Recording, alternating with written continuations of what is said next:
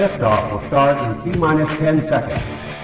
10, 9, 8, 7, 6, 5, 4, 3, 2, 1. We have ignition. It's time! 17 seconds from Game 7 or from championship number 6. Jordan, open. Chicago with the lead. Hyper got a piece of it. It comes off. The Chicago Bulls have won their 6th NBA championship. Tying run at second, 2 out. Palmero over the head of Jenks. Uribe charges, throws, out! And the White Sox have won the World Series. To the far side around the 8-yard line to Hester. Under it and to the middle with the 15 to the 20, breaks free to the 25 to the 30 to the outside. 40, midfield, 40, 30 to the coast, 20, 15, Hester 5. Oh! Touchdown!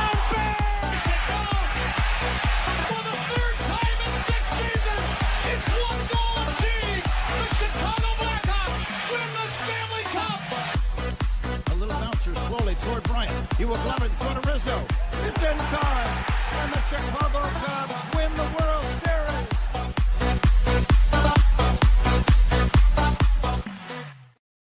What up, what up, what up? Welcome, Shawn and Maya in the morning on this House Music Bears Victory Monday edition. Woohoo! I am fired up. I'm your boy, the SuperBack, Shawn Sierra, and you can see, man, I got my DJ Moore jersey on. Go, DJ. You're my DJ. Go, DJ. You're my DJ. With the game-winning touchdown or the touchdown late. I got Bears Victory Chain Monday. Man, it took me about 20 minutes to blow all the dust off of it that I had on it. It was crazy. We haven't worn this bad boy since October, 13th or 14th, the day after the London game. Crazy. Craziness. But it's done.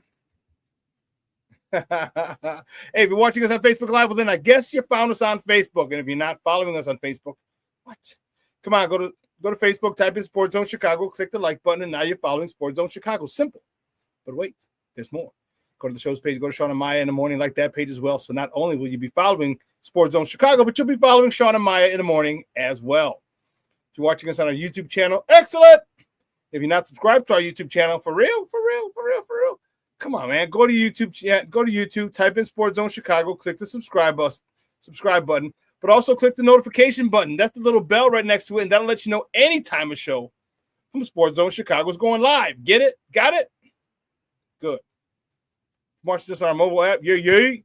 Listen, please don't tell me you didn't know we had a mobile app. So if you have a phone, which most of you probably do, here's what you do. You go to your app store, wherever you get your apps from. It doesn't matter where you get them from, whether it's iTunes or Google Play or Amazon or Walmart or Kmart or 7-Eleven or Zayre, Zemsky, Macy, Montgomery Ward's, Woolworths, Weebolts, Goldblatts. It doesn't matter where you get your apps from. You go there, you type in Sports Zone Chicago, you download it, you take us with you on the go. So not only do you get Shawn and Maya in the morning 3 days a week, and not only do you get our other live shows throughout the week, and not only are they archived there like they're on Facebook and YouTube, but I'll tell you what, we give you a slew, and I mean a slew of articles thanks to my man Clarence Council III. Big up to Clarence for keeping you abreast of all articles Chicago sports related. If you're watching this on a Roku channel, I like that kind of party, baby. If you don't know, you better ask somebody. Sports Zone Chicago, we have our own Roku channel. So if you have a Roku television in the house, do us a favor. Download Sports Zone Chicago's channel to your television. All right, put us there next to the big boys: Netflix, Hulu, Apple, Prime, HBO Max, Disney Plus, Paramount Plus, Stars. Do it. Tubi. Hell, we're on the big screen, right? Mickey now. You can also tweet the show. You can tweet us at Sports Zone Shy. That's CHI at Sports Zone Shy. But if you want to follow me, just me personally online, you want to know what I did? Let me tell you what I did. I made it nice and easy for you folks. Nice and easy. One handle for Facebook, Twitter, Instagram, Snapchat, and TikTok. All one handle at the Shawn Sierra. Man, we have a phenomenal show, but I need you to get interactive. So whatever platform you're watching us on, whether it's Facebook, YouTube, or our mobile app, leave a question or comment on that platform. It'll come up here in a thread. We'll put it up on the screen. We'll incorporate it into the show. And that, my peoples, is what makes this the best Chicago sports morning talk show around. And that's you. So bring them all, baby. Questions, comments, smart ass remarks, because ain't nobody scared over here. And like The Rock said, baby, don't sing it. Just bring it. Let's see who we got. Man, the chat is jumping. Man. Chat is jumping like a mother Hubbard, boy. Man, let's check it out. Bears Country Shorts. Shawn, hey, what's up? Top of the morning to you, sir. And Junior, you're damn right, baby. Bears Victory Chain Monday, baby. I got it. I got to wear it finally. Sure, don't worry, man. We know it's okay, baby. It's cool. Yeah, my man Armando Emeterio Lara Jr. The Planksters in the house. Top of the morning, Victory Monday morning, Shawn. Sports owners, bear down. You're damn right, baby. Bear down, Plankster. It was a phenomenal game yesterday. Cornelius Squalls in the house. He's like, what up, sports owners? Another Victory Monday. And over the hated Packers. It don't get no better than that. You're damn right it doesn't. I'll tell you what. Woo, Charlie. You should have seen us yesterday at Output as the kick was going through, and I didn't get a chance to record it. I wish I would have recorded it and posted it, but the place erupted as it goes through. And I thought it was blocked. I was like, not again. No. Oh, man. Let's see who else. Oh, my man, Jason, UK Bears. Top of the morning to you, Chappie, checking in from across the pond. I appreciate it. Thank you very much. He says, Victory Monday. Good morning, everyone. Bear down. You're damn right, baby. Bear the freak down. Oh, snap. Black Diamond is in the house. Top of the morning, bro. We finally got that MF in my smoky. Got that MF in my smoky voice. And you know this, man. Oh, man. It was a great day yesterday. Jason, UK Bears says, just been watching reruns of the fake punt return. Absolutely beautiful. Yes, it was. It was a thing of beauty. James Ford checking in. What's up, Papa? How are you? Thank you for tuning in. I appreciate it. He gives a thumbs up. Yes. You know what? Listen, I don't know a lot, but I do know this. More of the usual suspects will chime in as the show goes on. That, my peoples, I can promise you. Michelle Walls checking in. What's up, Papa? How are you? Thank you for tuning in. No burpees this morning. Thank God. No burpees. Oh, my man, Luis Mejia checking in. Rise and grind, baby. Good morning. Bears win. I know you're happy as a pig in slop. Just like I was, man. I was so fired up. I had to be so nice because we have a girl in CrossFit who's from Wisconsin. She's up past Green Bay. That's where she's from. And she would always take little digs. She's not mean, not at all. She's one of the nicest girls there. Super duper sweetheart. When I found out she's a Packer fan, I was talking shit a little bit, and she kind of threw back at me. Okay, how'd you guys do this weekend? So I had to do everything in my power not to be a jagbag because she's nice. She's really nice. She's a sweetheart. But I just can't stand the Packers and their inbred hillbilly fans. I just can't. I don't know if that's politically correct, but I'm from the generation where we don't give a shit.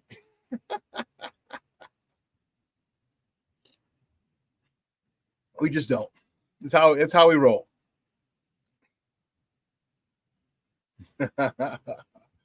So, listen, we got a great show. I'm fired up. We have a lot to talk about. Jason, UK Bears laugh.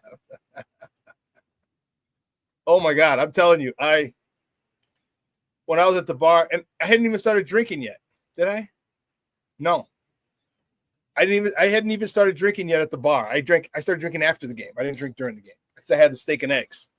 So I don't drink alcohol when I'm eating. Just fills me up. Bloats me. No, Black Diamond. No, I didn't even mention it to her. I was nice. I didn't say nothing to her. We caught eyes a couple times in class, and she knew I wanted to say something, but I wouldn't. I was like, nope. She's a sweetheart. You know, you can't help who your parents are and how they raise you. Okay. And so I was nice. She's like, that was a good game yesterday. I was like, yeah, it was. I said, actually, it was a good game. It was a real good game.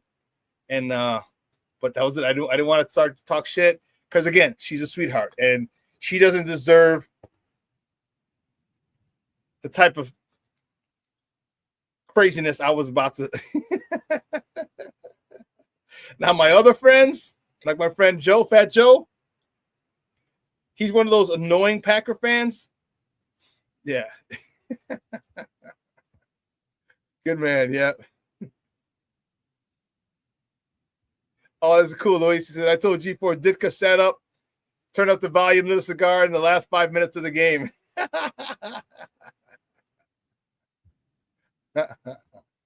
We got a lot to talk about, baby. We have tons to talk about. We got Bulls. We got Derrick Rose. It's Derrick Rose night on Saturday at the United Center. Let me tell you something. Man, that I wish I would have gone, but it's not that crazy. So I had the opportunity to go, but tickets were going for $125, standing room only. I'm like, yeah, I don't feel like standing. But it looked really cool. So I watched it at home. I recorded it. I recorded the game because, the halftime ceremony.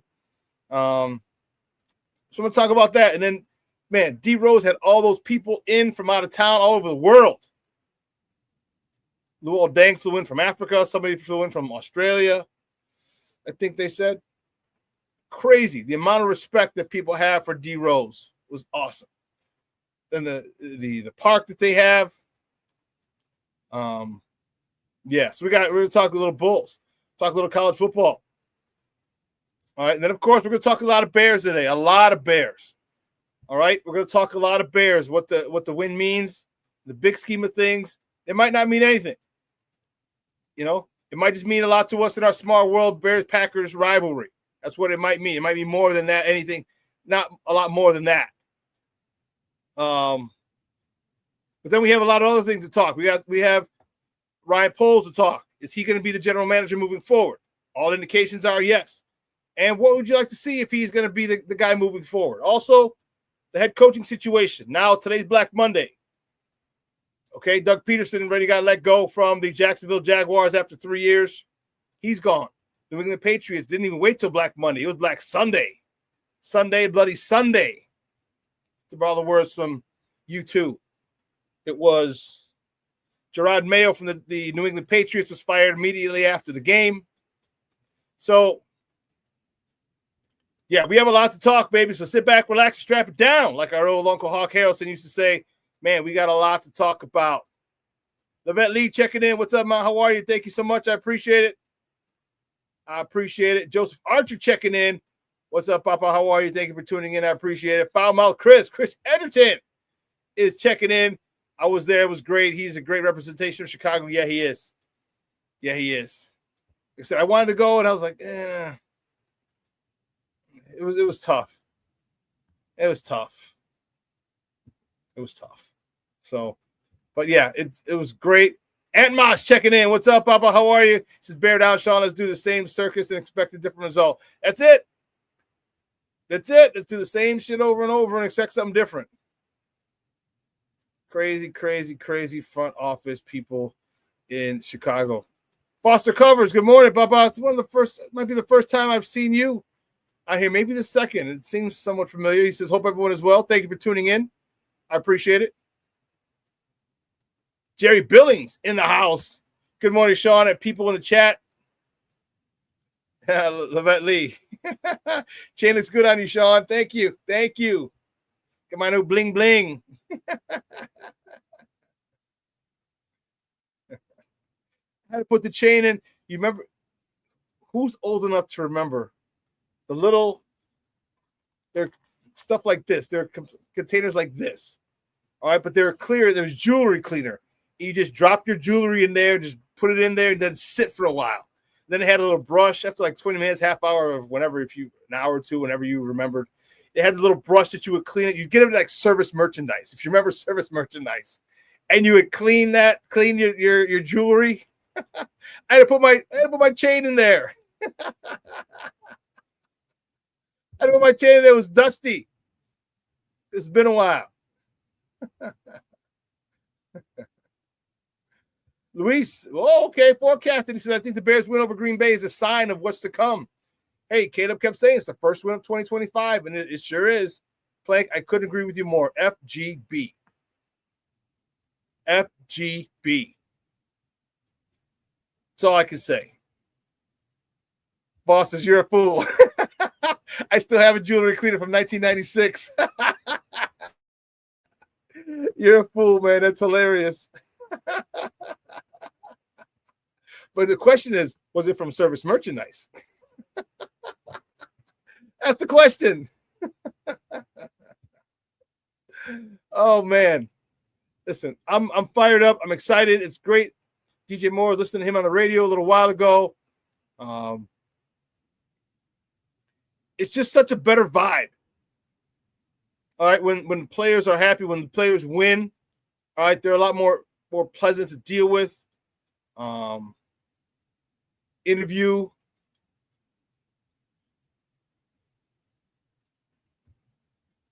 Joseph Barton says, Shawn, who'd you like to become here to coach the Bears? I'll talk about that as well. We'll talk about that, Mr. Archer. Junior said Brown almost lost the game with all those screens. If you follow me on Facebook, which you should, and on Twitter, which you should, I put the same tweet and I posted it on Facebook, same thing. Enough with these MFN screens already. I said, enough with these MFN screens already, a second time. I said, would you stop throwing these MFN screens a third time? Yeah, I agree with you, Junior. Foster says, my buddy worked part-time in service merchandise late 80s. Oh, man, that's going back, baby. We are going back. But that's awesome. But listen, here's what we're going to do. Let me tell you what we're going to do. We're going to hit it. So, guys, you know how we do. First segment is called Top of the Morning. It won't come just when you want it.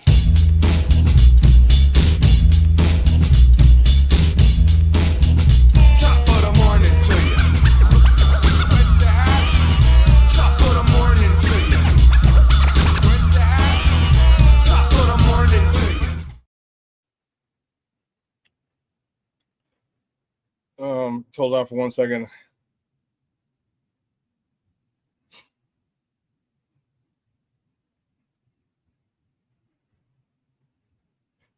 No.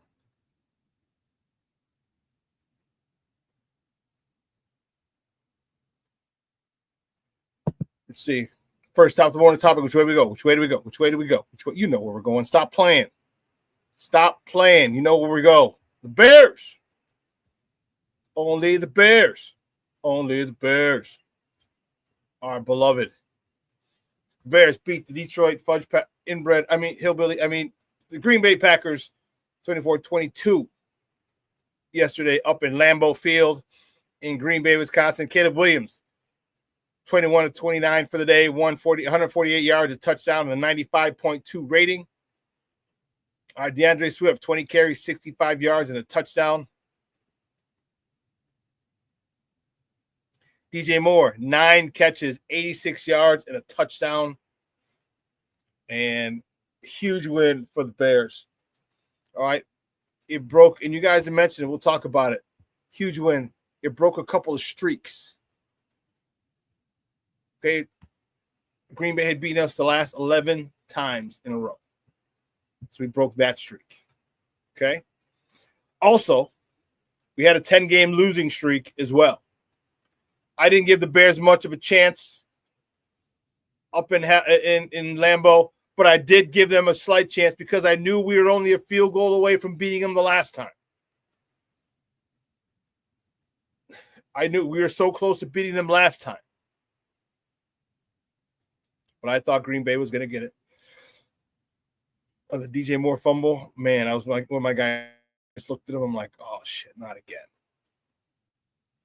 Not again. So it was fun to finally see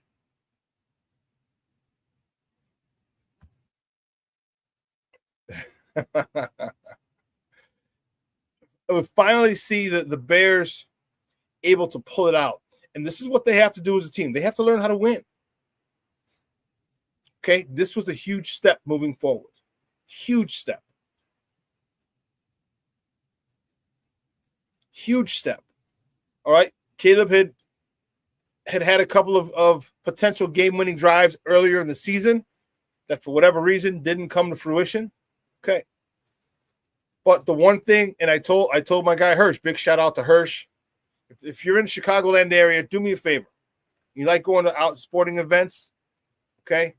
Make sure you follow Hirsch Outings, Hersh, like Hershey. That's where you guys' nickname from. Hirsch Outings, Outings, Hirsch Outings. Okay, he gets discounted tickets. We're going to the Bulls game later this month. 300 level ticket. And we get a drink. We started Output. They give us a bus ride there. It's only a half-mile walk, but still. Follow Hirsch Outings. I'm standing next to Hirsch, and I lost where I was going to go with it.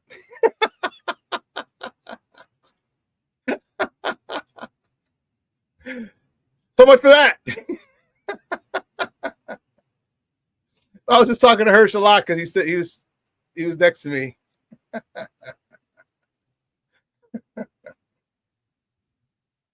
The next top of the morning topic. Well, let's talk about that for a minute. Here's the final stats for Caleb on the year. 3,541 yards passing, 20 touchdowns, 6 interceptions. He was sacked 68 times. He had a 62.5% completion rate, and he had a rating of 87.8. He also had 489 yards rushing, 3 fumbles, and 27 first downs. Okay. So he ended up having over 4,000 total yards from scrimmage, which is great. And I'm happy for him. I'm happy he was able to do a lot of the things that he was able to do. All right. There were times just think as he gets better, think of all the passes that he missed, the wide open DJ Moores, the wide open Rome Odunze's, the wide open Keenan Allen's, not to mention the drops. All right. He easily could have had 4,000 yards passing. Okay. Easily could have had 4,000 yards passing. That would have been crazy as a rookie to have that amount, to have that set. You know what I mean? But he had the supporting cast to do it. They built him a 7-on-7 team. They gave him a 7-on-7 team, and that's what you expect.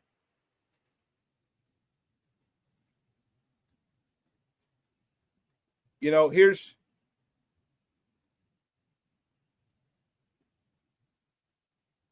and speaking of DJ Moore, here were his final stats.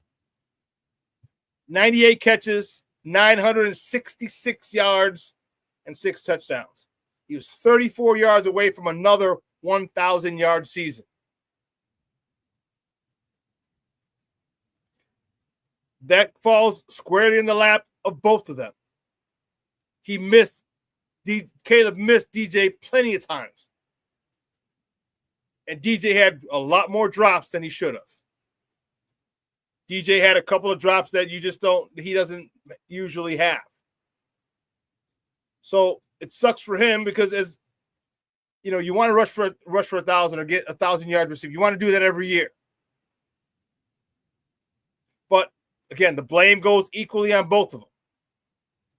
All right, DJ, you can't be dropping those passes. We talked about those during the year as they happened.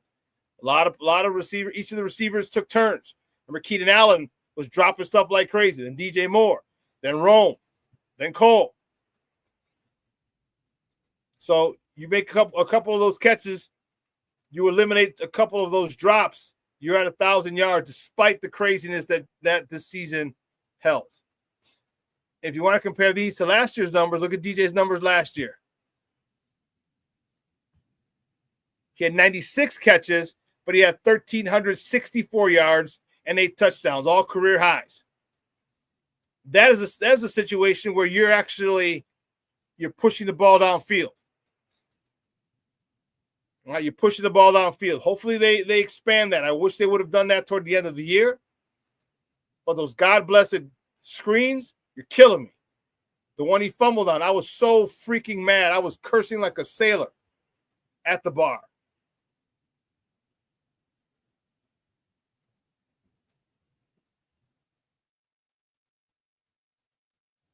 Let's see. Okay. Cornelius Squall says every fan in Chicago would have taken those numbers at the beginning of the season, hands down. Are you talking about Caleb's or are you talking about DJ Moore's? Because I think if you're talking Caleb, yeah, everyone would have taken those. If you're talking DJ Moore, I think everyone would have wanted 1,000 yards for him. I think he wants 1,000 yards. He would have wanted 1,000 yards for himself.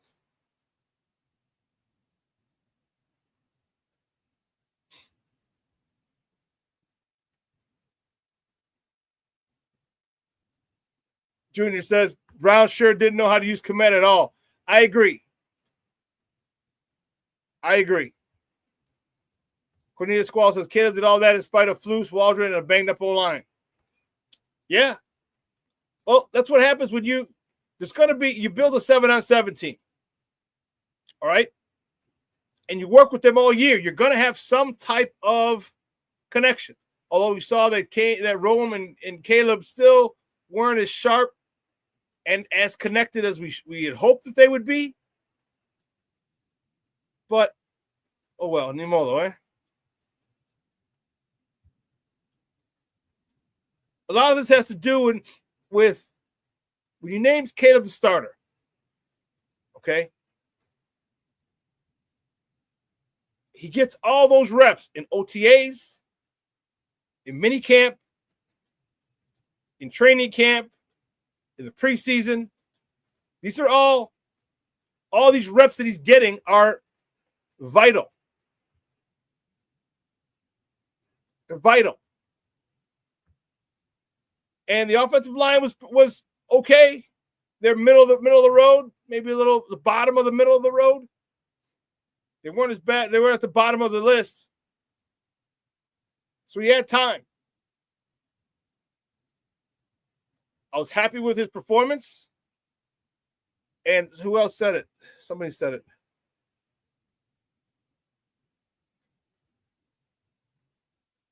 Jason said, imagine if he's well coached and behind a better O-line. I agree.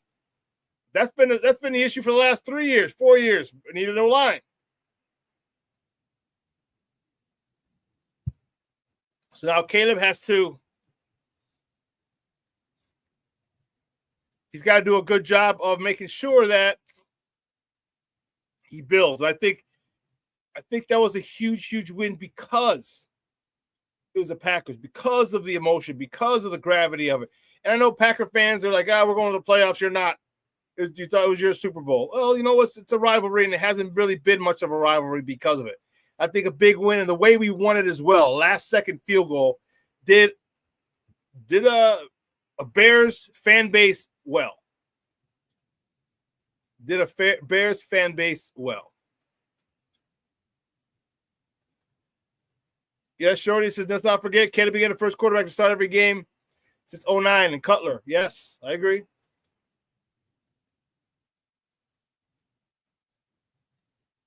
Yes, and we did send Green Bay to Philly. Yes, and let's go Philly. Jason said, totally right. Shawn, is a huge win for lots of reasons. Yeah, I think the confidence is what I'm really excited about. And people think, well, what do you mean? You're not going to play for another 6 months. It's the energy that you go into the offseason with. It's the excitement that you go into the offseason with. It's the anticipation of getting better that you go into the offseason with. Caleb's not going to be a rookie next year. I think a lot of those passes that he missed, he's not going to miss. He better not miss next year. The drops, on the other hand, we got those are the individual receivers. We got to make sure that they do a better job of securing the ball before they run. Okay. But now and I know he's going to be learning the whole team offense is going to be learning a new system, which is important. They get the right guy in there. So I'm looking forward to Caleb not being a rookie anymore. I'm looking forward to him in Rome and DJ. Jason, you're right. It says it creates belief in the team too. They know they can do it now. They know what they can do now. Yeah. It's frustrating when you have so many close calls, comebacks that fall short. It gets frustrating. That's where the mental toughness comes in. This team they stood by Cairo Santos. They stood by Caleb. They stood by the receivers. Yeah, it was great to see. Listen, we're going to take a break. On the other side of the break, we have more top of the morning topics. And I'll probably have to take a quick break right after we get back. I gotta walk my mom down the driveway. The driveway's kind of on an incline. I threw some salt on there earlier when I got home from CrossFit. But I just need to make sure I'm not going to have her walk down. So when her ride gets here, we'll go on a little commercial break. But we're going to take a quick break right now. We're going to come back with more top of the morning topics. So don't go anywhere, folks. Keep it locked right here. Shawn and Maya in the morning on Sports Zone Chicago.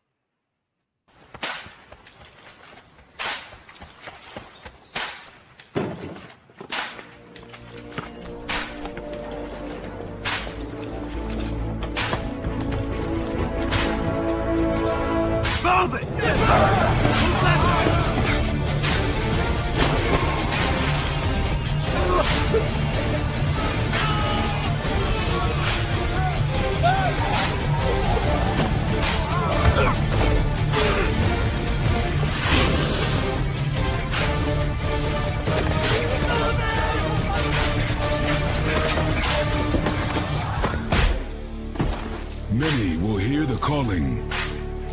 Few will earn the title. United States Marine. The few, the proud, the Marines.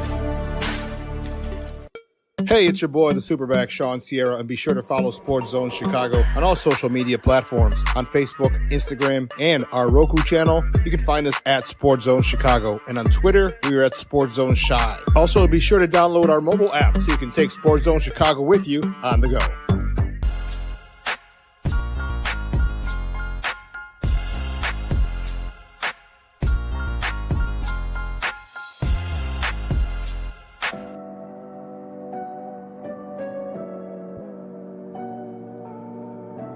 How do you take care of your mind health?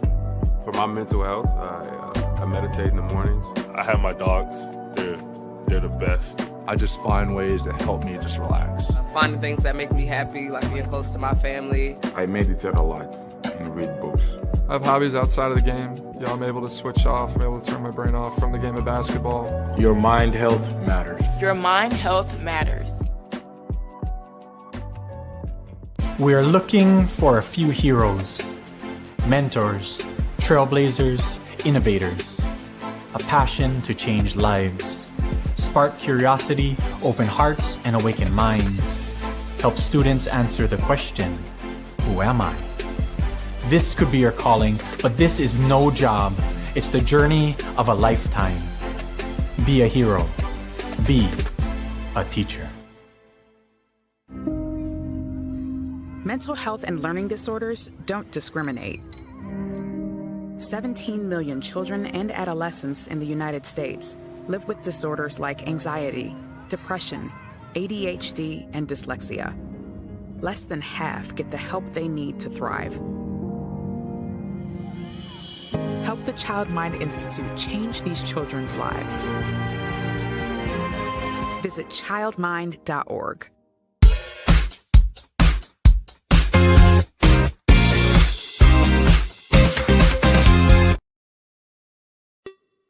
Hey, it's your boy, the SuperBack, Shawn Sierra, and be sure to follow Sports Zone Chicago on all social media platforms. On Facebook, Instagram, and our Roku channel, you can find us at Sports Zone Chicago. And on Twitter, we are at Sports Zone Shy. Also, be sure to download our mobile app so you can take Sports Zone Chicago with you on the go.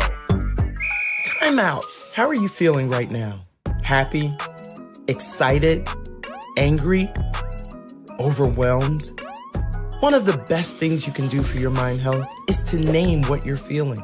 It can sharpen your awareness and help you talk about your feelings with someone you trust. Here are 3 questions to ask yourself. Where are your thoughts right now? In the past, the present, the future? Do you notice any sensations in your body?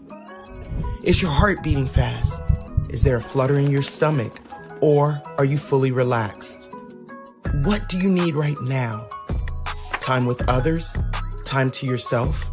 Remember, there's power in this awareness. So find ways to identify what you're feeling today.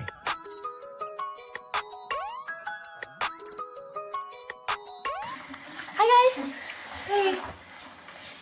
Hi, Megan. Hey, Jessica. Megan, you're a tramp. Ryan Fitch told me you guys made out. Everybody knows. He said your breath smells like garbage. And he almost puked. He says you're the most desperate girl he knows, besides your mom. How many boyfriends does she have anyway? Lots? Your makeup makes you look like a clown. That zit is huge, zit face.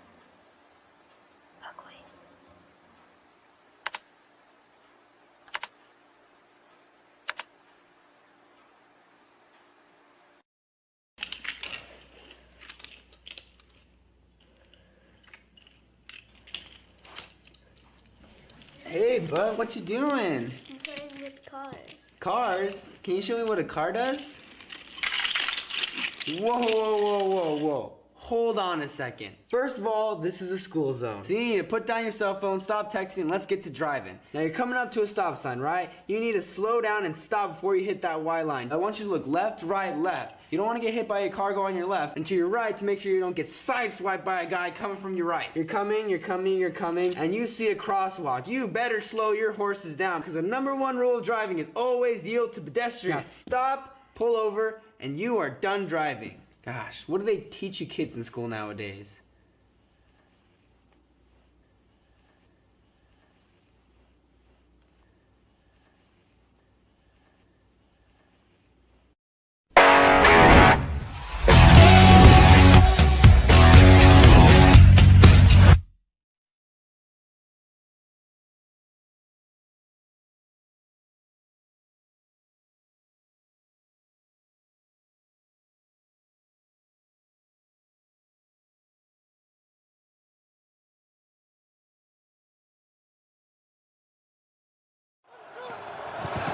Make the toss. Williams finds DJ Moore.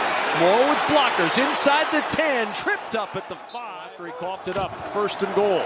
The handoff up the middle, and it's DeAndre Swift into the end zone for his first touchdown since week 11. Inside right here, the duo concept, right? You're going to double the down man, TJ Slayton, just push him back into that second level, come off, get Eric Wilson, and that gives DeAndre Swift enough room to get into the end zone. There he is again. Swift sweeps to the edge with blockers. DeAndre Swift with another first down out near the 45-yard line. Welcome back to Shawn and Maya in the morning at Sports Zone Chicago. Those clips courtesy of Fox. Sorry, I had to get the warden in her car for CrossFit. She's on her way to CrossFit now, and man, it was crazy. So we put the 15 minutes. If you ever order a Lyft, you can order 15 minutes, and it can come anytime within 15 minutes. And this dude was a minute away. Oh my God. Crazy, crazy, crazy, crazy, crazy, crazy. We got her off. She's good to go. I'll pick her up after the show. The next top of the morning topic we were talking about. No, we'll stay with the Bears a little bit. The Bears will have the 10th overall pick in the 2025 draft. They also received Pittsburgh's 6th round pick due to the fact that Justin Fields did not play 50% of the snaps. You know, a lot of people were upset about the Bears winning. And one of my guys, we were kind of going at it on Facebook. He's like, well, they ruined their draft position. I'm like, this lets me know you don't know jack shit about anything. You're just a casual fan. Like we know, most of us knew that the Bears wouldn't fall any lower than 10th. So they're at 9 yesterday, and they fell to 10. Oh, boy, big deal. So the Bears will pick 10th. And as of right now, if I'm not mistaken, they have the 41st and 42nd pick. They're in the second round. Two pretty close picks in the second round. So they can really, really do some damage. So I'm excited for the draft. I'm excited for the head coaching search. I'm excited for the draft. I'm going to see if I can head down to Mobile for the Senior Bowl. I don't want to do a little more reporting and come to you guys from different spots, make some more connections, network. Okay. So I'll keep you updated as to that. I'll keep it moving. The next top of the morning topic, the Blackhawks. The Blackhawks fell to the New York Rangers 6-2 yesterday. We have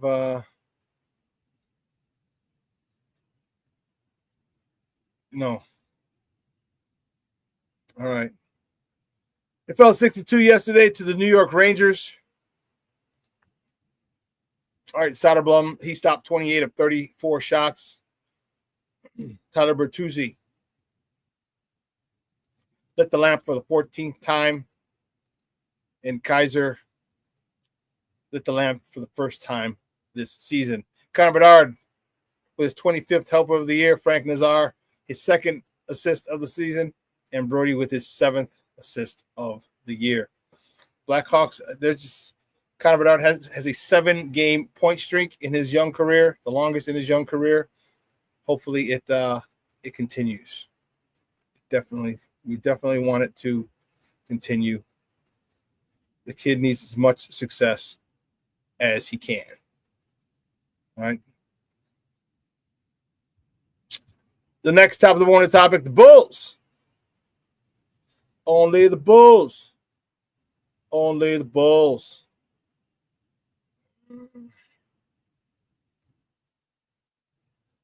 The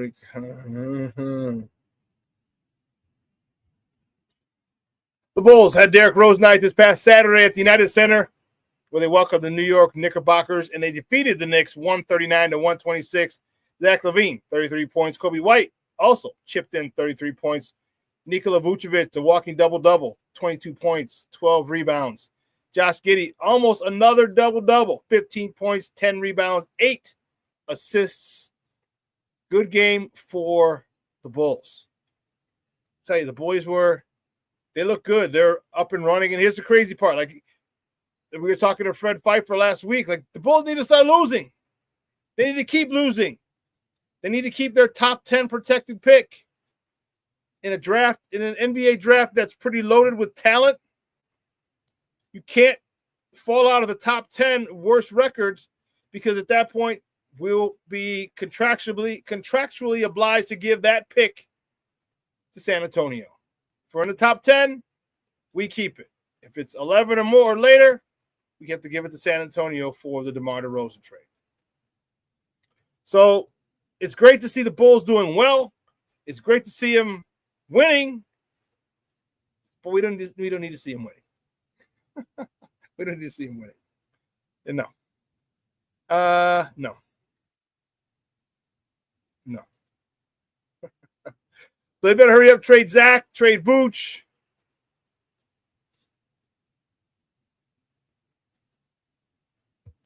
Foster covers, says 4 picks between 10 and 74. Yeah, I don't know what their third round pick is. I don't remember. But I know they got number 10. And they're in the second round. I think their 2 picks are if not back to back, they're within one or two picks of each other. So the Bears can just get some really, really good talent in this year's draft.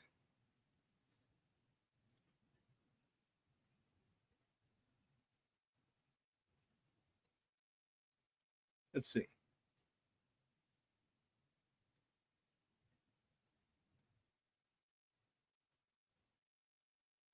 Jason says, I'd be happy with a top tier guard in free agency. Time to spend the money. Yeah, they're gonna have $84 million. My man King Booker World checking in. What's up, Papa? How are you? Shorty says not enough picks for an O-line overhaul. I agree.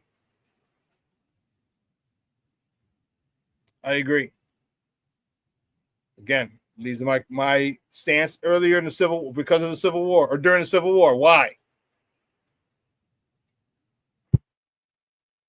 But we're not going to go there. I just would, to me, it would to build a team would have been a lot more feasible in my eyes, because I think both quarterbacks could have done, could take us to the promised land. You need a team around you, and what better way than have a slew of picks in the next 3 years? Slew of picks. So now you got to go spend the money, and these guys would have been on rookie contracts. But what do I know? Brandon Schutz checking in. What's up, Papa? Good morning. Thank you for tuning in. Appreciate you. Jason, UK Bears, I would never be upset about the Bears winning, especially against the damn Packers. You're damn right. I was not upset at all. Not at all. Not at all.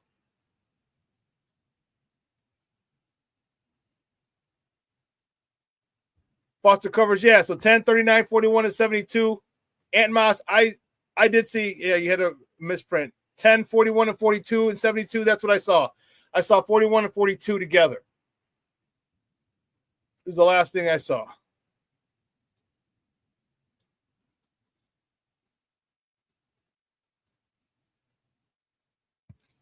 Ant Moss says, I think we can trade down from 10 a bit and grab another top 80 pick.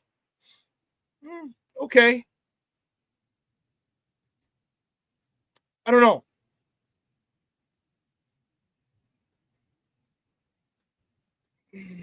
I don't know, Ant Moss. I don't know. There's a lot of good players.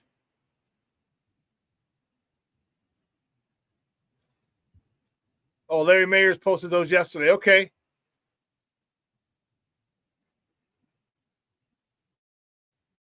He posted 39 and 41 yesterday. Okay.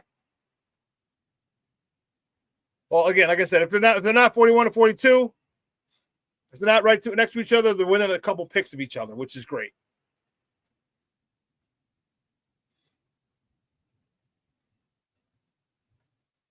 Yeah, but here's the thing. This is not our favorite. It's a weak-ass draft. Yeah, there's a lot of edge rushers coming in out of this draft. A lot of edge rushers. And there's quite a few good offensive linemen, which is why at 10, this is why I don't want to trade back. At 10, you take the best offensive tackle, the guy who would best fit your system. We're talking about that Williams kid from LSU. That's the name that keeps coming up. Pretty good. Then I would say go deep, go edge with your second pick, and then go O-line with your third pick. I don't care 2 and 3. I don't care if you go O-line, D-line, or O-line, D-line, O-line, but that first pick that we get, the number 10 pick, better be an offensive lineman. Better be an offensive lineman.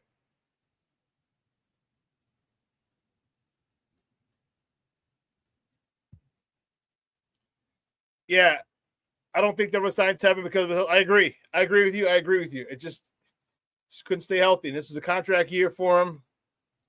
Just tough. Between free agency and the draft polls, there's enough resources to solidify the Bears. Will he make the right decision? Or is he going to get another Nate Davis? Is he going to get another Coleman Shelton? This is the problem. Are you going to get another Kieran Amagaji in the third round? Like first, second, and third round picks, those guys should start.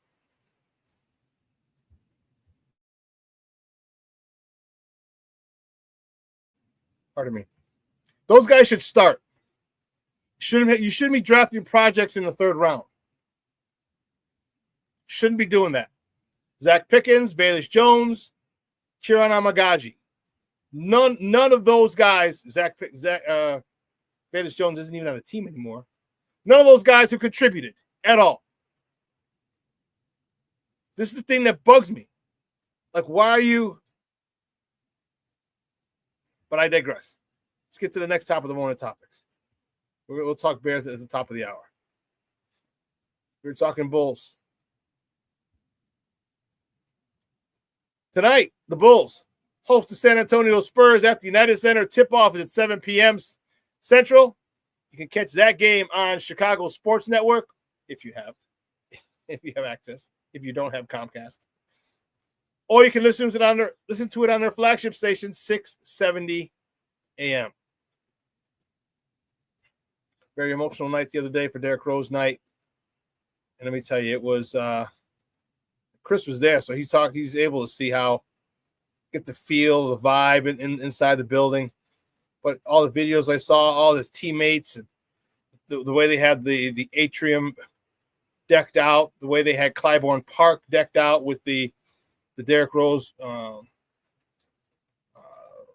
portrait and flowers on that basketball court, man, that was pretty dope. That was really, really, really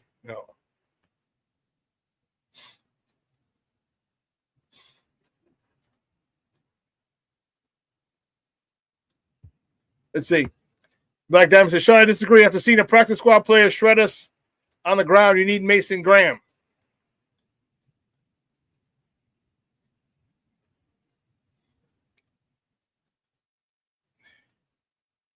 Yeah, I don't know about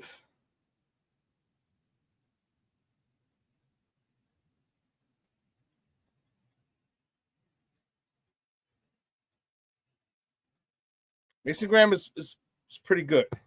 It's a kid out of Michigan, right?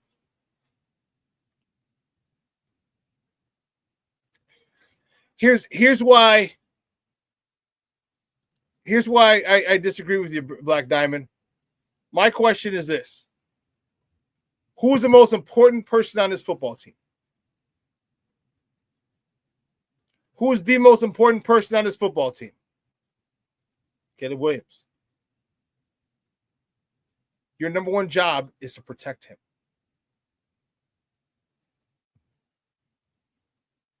Protect him. Protect him.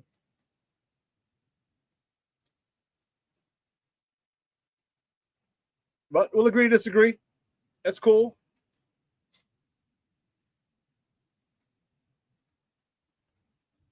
We don't have to, it's not a situation where I got to be right. No, I just think that it's important that you protect your franchise quarterback.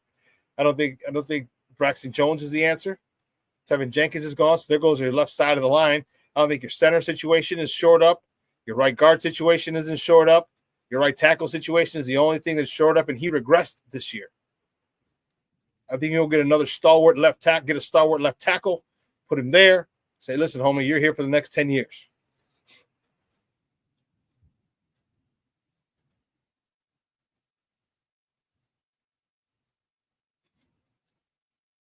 Okay, Foster, thank you. So per Chicago Bears at 8 o'clock this morning, he said we're 10, 40, 42, and 72 are locked. All right, the rest of the picks are TBD. Yeah, because you got all the compensatory picks and stuff that got to go in there. All right. Okay. So 40, you're on the clock, and you're on the clock at 42. That's cool. I like that. And so that's what I'm talking about. Foster, you can get a D-line, O-line right there. Bam, bam. Bang, bang, bang, bang, bang. You know what I mean? Black Diamond, you can get those guys right there. Boom, boom, 40, 42. So that's a nice thing. And McCaskey would tell you he's the most important person. Yeah, he would.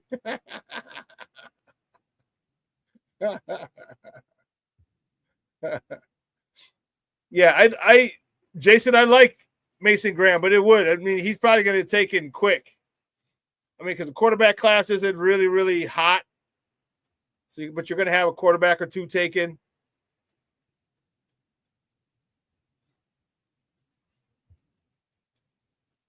Foster covers nothing to shoot up on that O-line. Yeah, with the regression of Darnell Wright, nothing has showed up. I agree.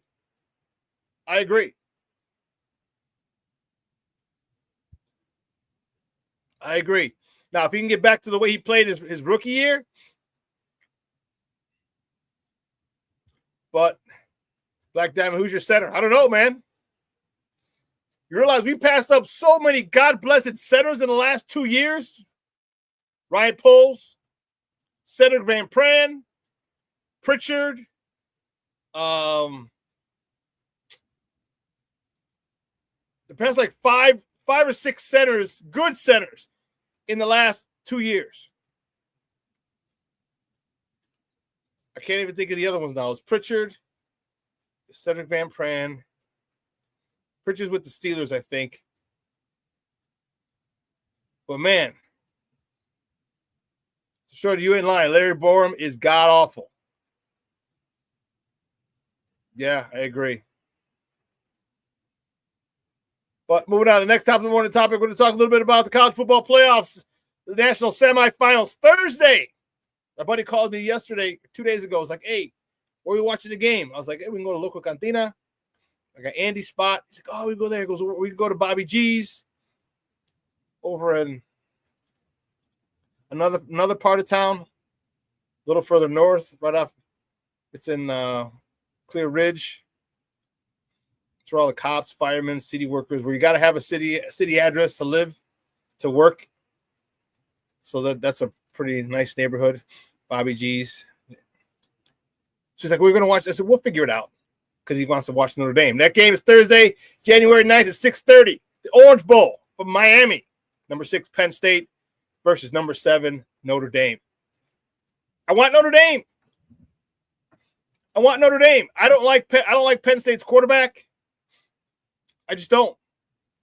I think I'm really happy and proud of what Marcus Freeman's doing. I love it. I just think I want Notre Dame, and I'm not even a big Notre Dame fan. I grew up hating Notre Dame because everyone growing up on the southwest side of Chicago, where I grew up. All right, white Irish Catholic. Everything Notre Dame this, Notre Dame that, Notre Dame this, Notre Dame that. I hated it. But then I had a couple friends that I played ball with who went to Notre Dame, like John Foley. He was the number one. I've mentioned him before on this show. The number one high school player in the country, coming out in '85. Went to Notre Dame. He won the national championship in '88. Then Brian Hamilton, Tracy Graham, Jim Cordes. So I had a lot of players, a lot of guys that I played ball with who ended up going to Notre Dame.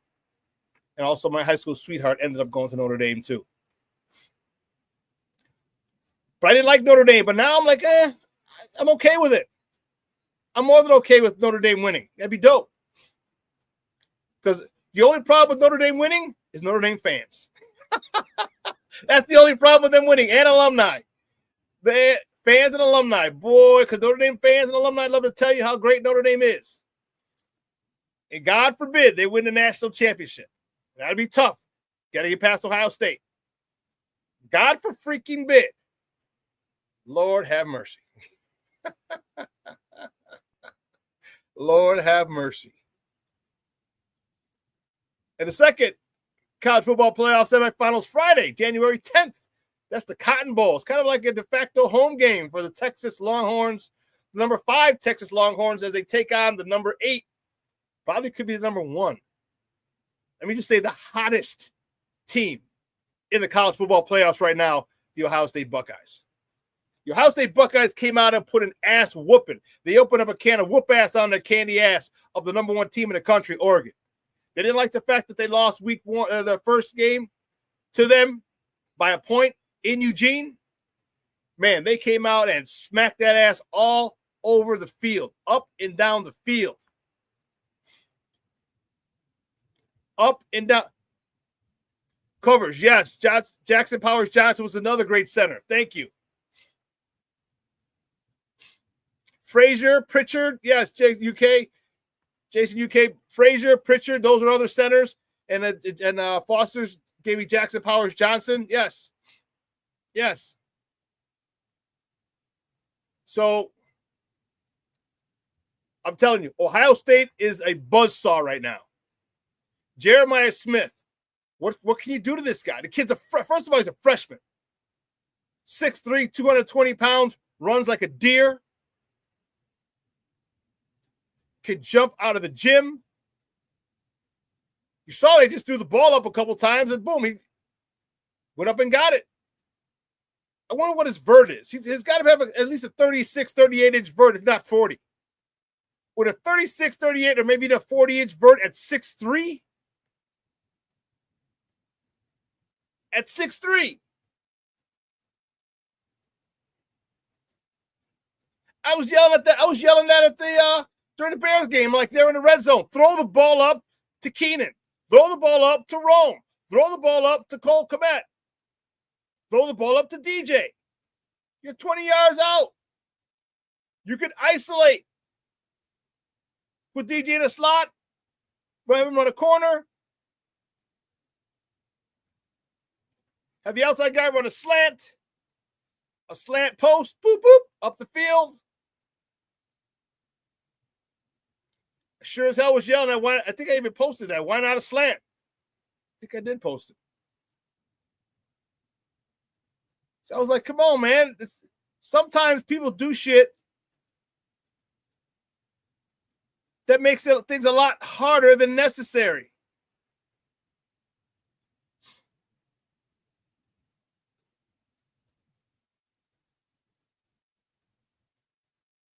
Let's see. Here. Yeah, why not go for a home run on the first play after the turnover? Jump ball to DJ or Rome or Keenan. Attack. Stop this conservative bullshit. Go out with a bang.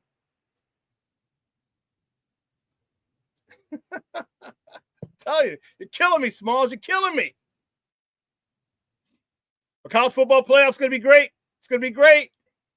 I'm excited. Like I said, I want Notre Dame to win, but they ain't getting past Ohio State. Ohio State, Texas is going to have some problems. I got some problems with you people. I got a lot of problems with you people. I don't think Texas can handle Ohio State's firepower. I just don't think so. And I see a Notre Dame, Ohio State national championship game where Notre Dame is going to lose. I'll watch Marcus Freeman pull something out of his ass. Well, listen, we're going to take a quick break. On the other side of the break, we're going to get into some Bears talk. Finish that. We'll finish the show up that way, all right?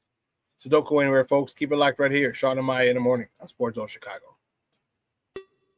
Hey, it's your boy, the SuperBack, Shawn Sierra, and be sure to follow Sports Zone Chicago on all social media platforms, on Facebook, Instagram, and our Roku channel. You can find us at Sports Zone Chicago, and on Twitter, we are at Sports Zone Shy. Also, be sure to download our mobile app so you can take Sports Zone Chicago with you on the go.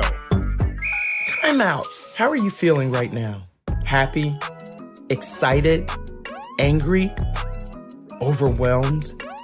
One of the best things you can do for your mind health is to name what you're feeling. It can sharpen your awareness and help you talk about your feelings with someone you trust. Here are 3 questions to ask yourself. Where are your thoughts right now? In the past, the present, the future? Do you notice any sensations in your body? Is your heart beating fast? Is there a flutter in your stomach? Or are you fully relaxed? What do you need right now? Time with others? Time to yourself? Remember, there's power in this awareness. So find ways to identify what you're feeling today.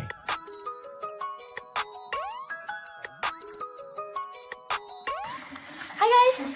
Hey. Hi, Megan. Hey, Jessica. Megan, you're a tramp. Ryan Fitch told me you guys made out. Everybody knows. He said your breath smells like garbage. And he almost puked. He says you're the most desperate girl he knows, besides your mom. How many boyfriends does she have anyway? Lots? Your makeup makes you look like a clown. That zit is huge, zit face. Ugly.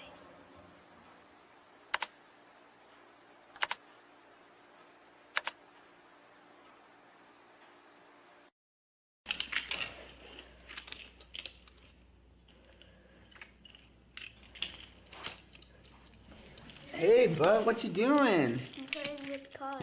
Cars? Can you show me what a car does?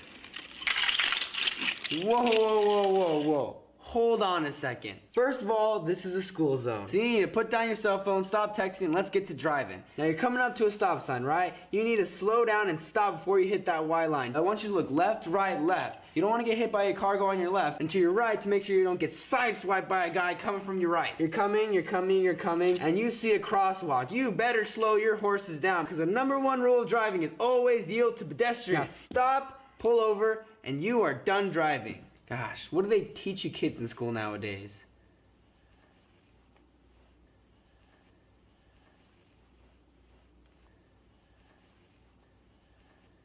You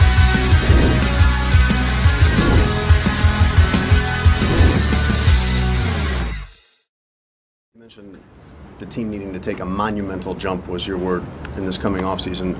What needs to change here, and what is your role in that? I think my role in that is being able to see where I can grow, whether it's on the field, whether it's off the field, whether it's in the locker room, or anything like that.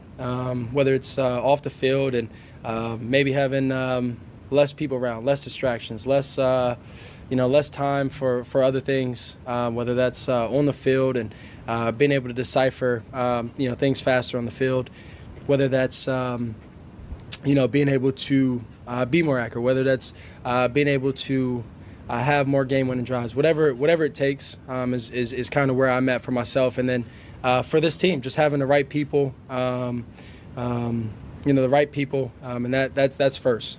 Before schemes, before the type of player, 6'5", and this and that, having the right people here, whether it's a locker room, whether it's the people upstairs, coaches, whatever the case may be, just having the right people overall in the building to be able to help grow the culture, because I believe TB's probably said this, but culture is people, and so being able to have the right people in the building, being able to start there, and then from there you can grow. You can from there have the right people with the right scheme, and you make monumental jumps from there. Welcome back to Shawn and Maya in the morning on Sports Zone Chicago. Those with courtesy of the Chicago Bears. That was quarterback Caleb Williams yesterday, post-game presser. And a lot of changes are going to happen. And I think one of the biggest things, I think Caleb was talking about it. Who are you bringing in? I'm talking players. And was he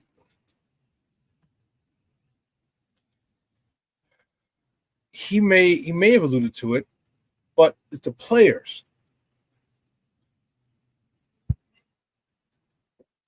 Like, stop getting projects. First 3 rounds, no way, shape, or form should they be projects. None. But polls, for whatever reason, insist on his third round picks being projects, and none of them have panned out. One of them isn't even here anymore. So he's having an issue, and sometimes you just got to take the layups. Sometimes you just have to take the layups. You got to take the best person at the spot. And you know what? It's funny because people are like, well, some people would say, oh, I'll take the best player available. Well, okay, but if it's not helping your team, if you're just fortifying a strong position on your team because that player is the best player available, Well, then what the fuck? That's stupid. Should we take the best linebacker because he fortifies your linebacking core? When you should be taking a 3-tech? Or tackle or guard to protect Caleb? Sometimes people, for whatever reason, love to make shit more difficult than it needs to be. Why? I have no idea.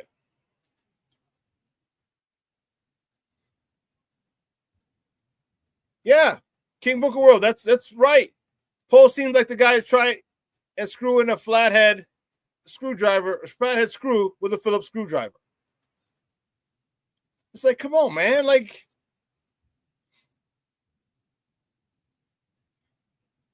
there's a lot of red tape that you got to go to get these positions. And there's a lot of other stuff.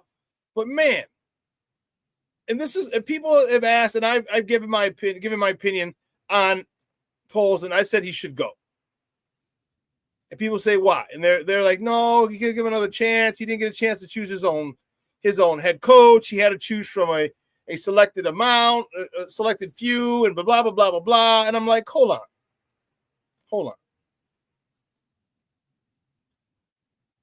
I understand that point. I get it, and it's valid. However, that's not my biggest issue. My biggest issue is his way to design and build a team. I said it the other day. How ironic is it that an offensive lineman doesn't draft good offensive linemen? How crazy is that? That you don't realize you build you build a team from the ball out. Why is that such a difficult concept to understand? To me, that's why he needs to go. In addition to his poor free agent signings, from Chase Claypool to Nate Davis to Bates to Shelton. Like, oh, we got that's a deep position. I never had so much depth of that. No, good old linemen, very rarely hit the open market. Very rarely. Which is why you got to draft and develop. I'm not saying they don't. They do. You got to spend. Get your scouting department together. Get some good offensive linemen. Draft some offensive linemen. And think of what that'll do to Darnell Wright. You draft some more first-round offensive linemen, good offensive linemen. His level of play is going to rise as well.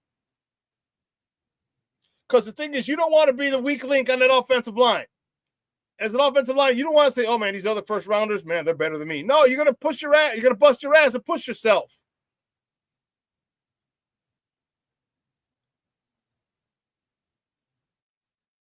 That's why I don't think Poles deserves another shot. And if he knew how to build a team, cool. You just came from Kansas City. How did you not see this? After they lost to the Tampa Bay Buccaneers and Tom Brady. What, because your 2 tackles were hurt? What was the first thing they did in the offseason? They went and bought tackles. They bought 2 offensive tackles for Patrick Mahomes. This is what I mean. Take the layups.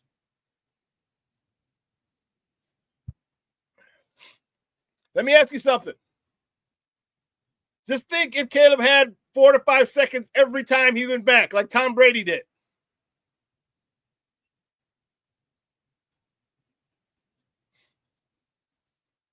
Remember Tom Brady? He wasn't nimble of foot, was he?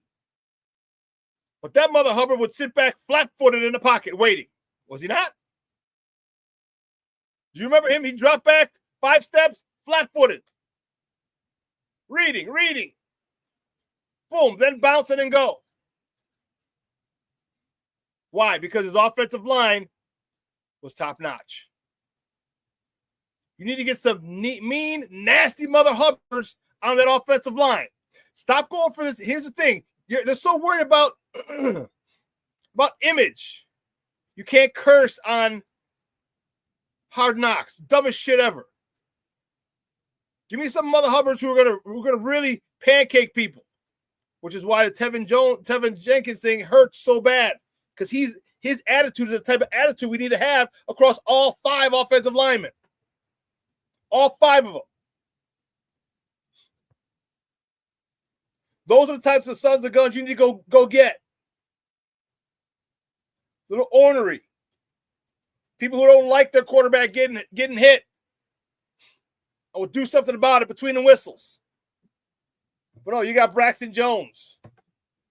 You got Nate Davis. And think of what you did in that locker room. Think of what you did allowed in that locker room to happen. You allowed people like Nate Davis to poison everybody else. Look at Tevin Jenkins. Tevin Jenkins was hardworking. Darnell Wright's hardworking. And then you bring Nate Davis in and he don't do shit. A veteran getting $30 million, 10 a year. He comes in, doesn't practice. Then he's benched. Then he gets mad. Then they tell him to go in. He's like, I'm not going in.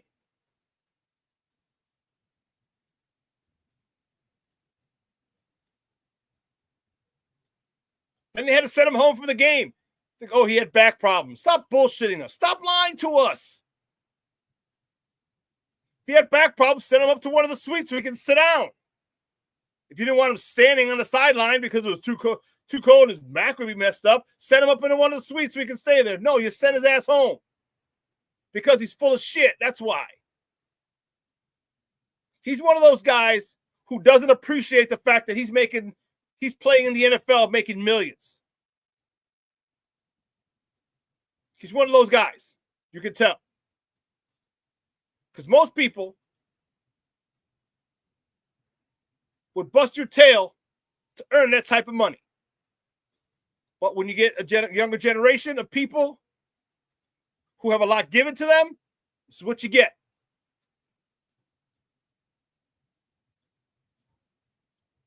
This is what you get. I don't like polls anymore. I was all in on them, and then, man, as more and more things developed and were revealed, man, I was not happy. From the bad free agent, the Chase Claypool deal, the Nate Davis deal, to third-round picks, which you can't do, to putting projects. They're putting projects in, drafting Kieran Amagaji. First, he was in the FCS, and he was hurt. So you draft him with the 3rd round? Who the fuck else is going to take him? No one's taking him. You could draft him in the 5th or 6th or 7th round. No one else is taking his ass. He's hurt. But here's that thing that I got to be the smartest guy in the room bullshit again. Here it is. Here it is. Remember I told you? These general managers want to be the pretty boys. They want to be the most important figures in the organization. Any sport, baseball, basketball, football. The GMs, not the coaches anymore. The coaches aren't the big personalities. The coaches aren't the one everyone wants to talk to. Now it's the GM. The GMs want all the attention. They want all the shine. They want all the spotlight. But they want to hide when they fire a head coach mid-season and he doesn't come out and announce it. They send a press release. What? What kind of shit is that?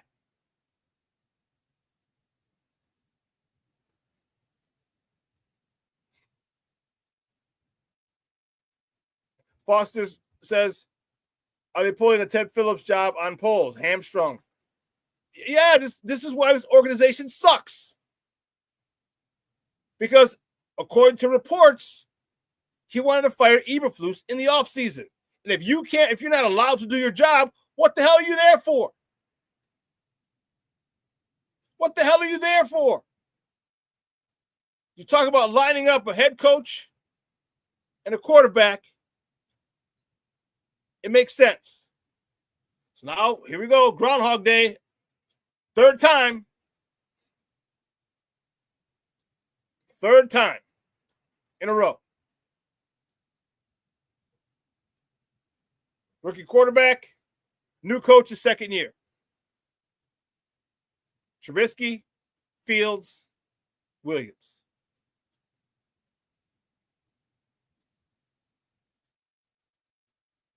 But they still think they're the cream of the crop. I don't give a shit if you're the charter franchise. You suck. There's no structure. Who wants to come here? And we'll talk about that at the bottom of the hour. Who wants to come here? Bill Belichick put you on blast, Ryan Poles, on the Pat McAfee show. I played it on here, remember? He says not you go get a wide receiver. You don't draft any linemen, but you draft the wide receiver. That's not how I do it.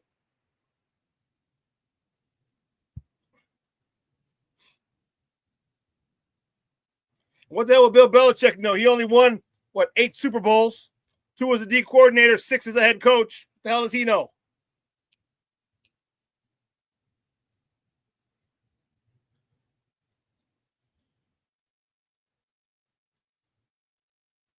So, Jason, you pose a very good question.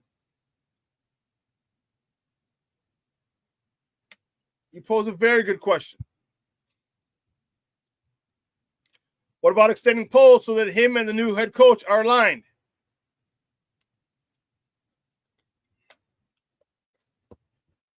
That's if you want to keep Poles.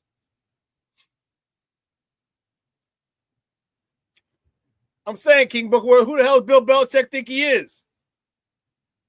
With his 6 Super Bowl trophies. Who the hell you think you are?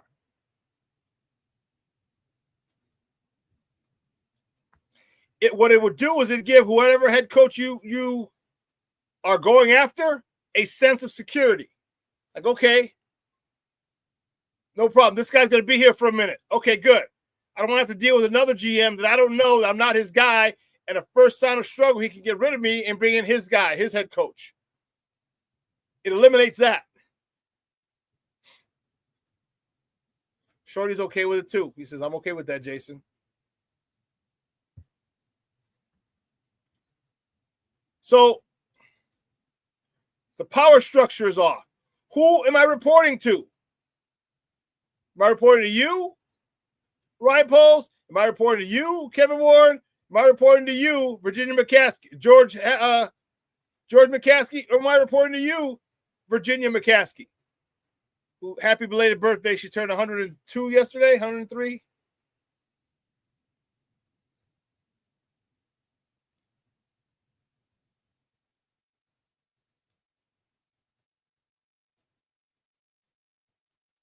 So apparently, Poles is the guy. I don't want him here, but here we are. They said Poles is going to lead the search, so he's going to be here. So you might as well extend him to make it easier on the head coach to make a decision. Extend him, despite his horse shit.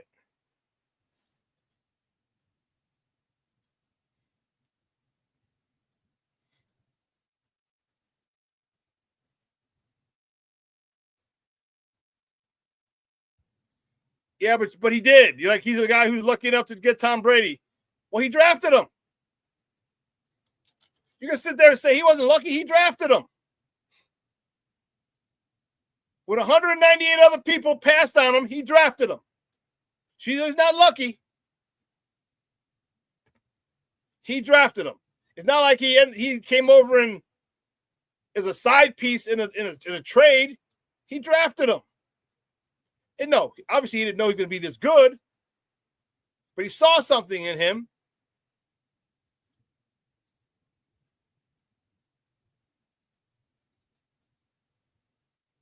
So you could say Jimmy Johnson never won without Troy Aikman. It's a symbiotic relationship, the quarterback and the head coach. They've got to be in step. They have to be.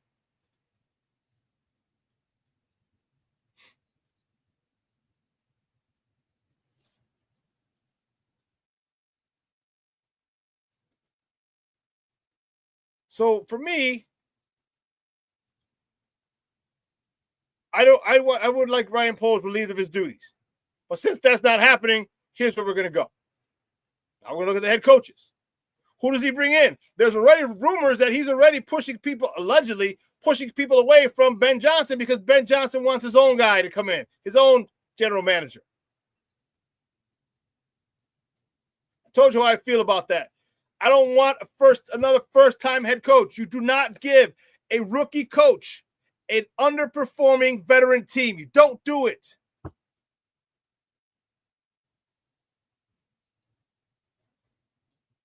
You don't do it. There's so much involved in being a head coach.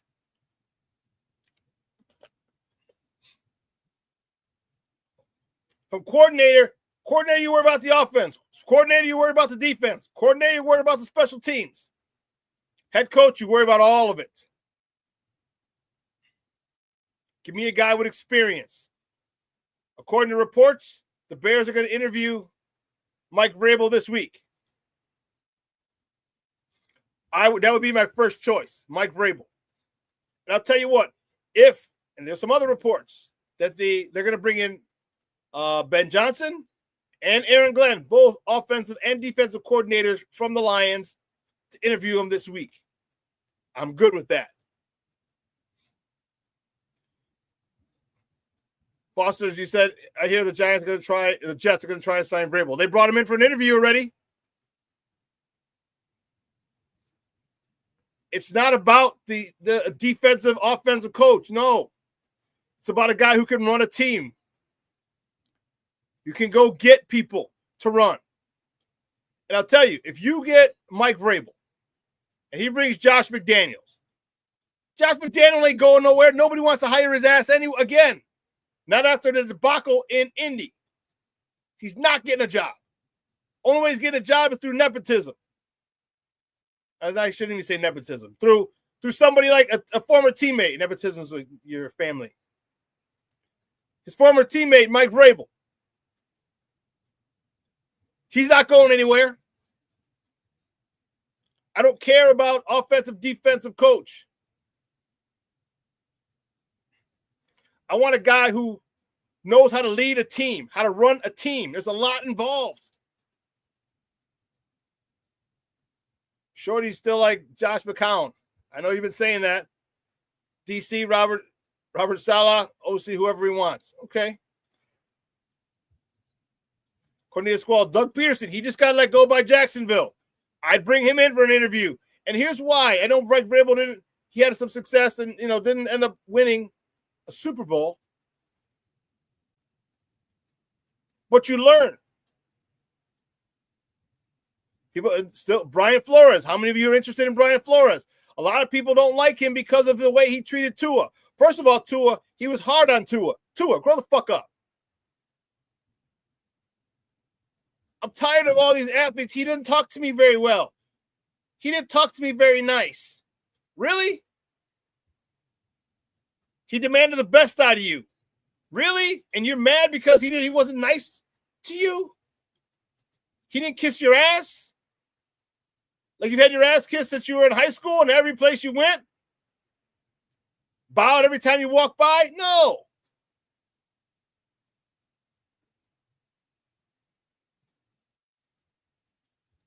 Fosters, you have a great day, Papa. I appreciate you tuning in. Thanks.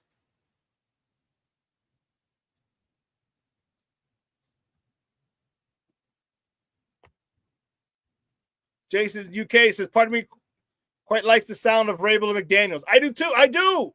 But what kind of defense you going to run? You going to get a 4-3 or 3-4? Because right now,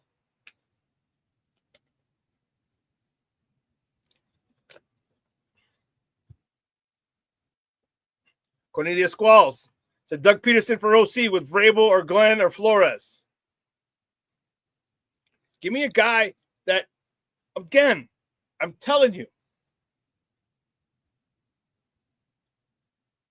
you can't give a veteran underperforming team to a rookie head coach. Just can't do it. I have not seen it work, ever. Now, you've seen rookie head coaches work well with veteran teams, but those teams are good, are performing where they need to be, or on the way up. Our team's not on the way up. We regressed from last year. 7 wins to 5.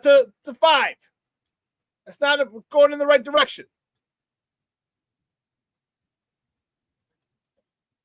Excuse me. The one guy that I would really like, and I know it's going to rub people the wrong way a lot, but I like it. John Gruden. If he's seriously interested in this job, I would love John Gruden for here. Your thoughts, my people in the chat. I would love John Gruden. John Gruden comes with a reputation. He garners instant respect as soon as he walks in the room. And he's a guy that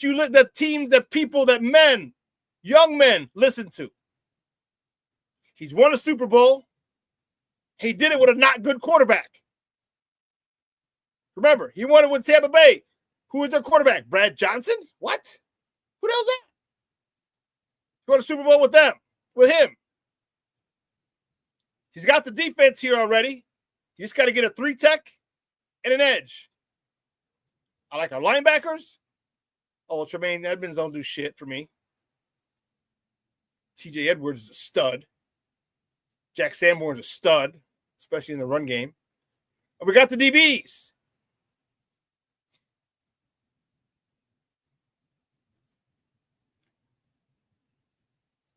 Mr. Shorty says, yeah, 20 years ago, it's tough to win a Super Bowl.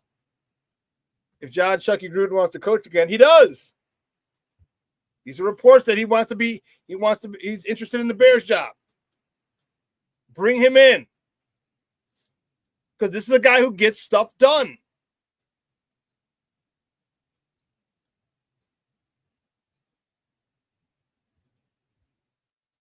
Chucky looks like he's been pounding a 12-pack and eating pizza every night. It doesn't take away from his mind. Doesn't take away from his football IQ. He could have a pot belly, be a fat fuck, big fat round face, burping all the time. But it doesn't take away from his football IQ. Doesn't take away from his knowledge of the game. Doesn't take away from him developing a quarterback.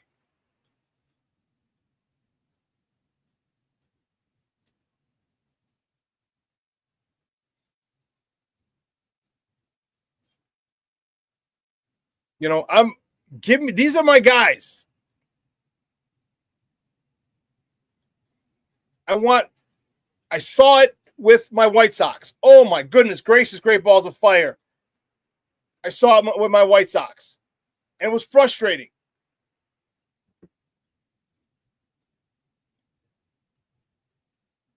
Very true, Junior. Being fat doesn't seem to bother Andy Reid. Bondoruski. Bondoruski.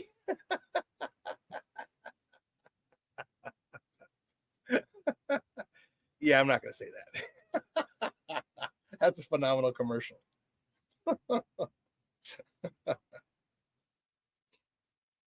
And some people don't shoot the messenger. I wouldn't want him here. But some people have, because this guy is actually going to get head coaching interviews. For the record, I sure as hell don't want this guy here. As sure as the sun rises in the east and sets in the west, I don't want this Mother Hubbard here. But this guy's going to get interviews. Matt Nagy. He's back in the recyclable bin. Shorty, I'd love Pete Carroll. I would love Pete Carroll. He's another guy. And here's why. Listen. Why was Shane Waldron able to work in Seattle? If he's so soft. He had the Legion of Boom.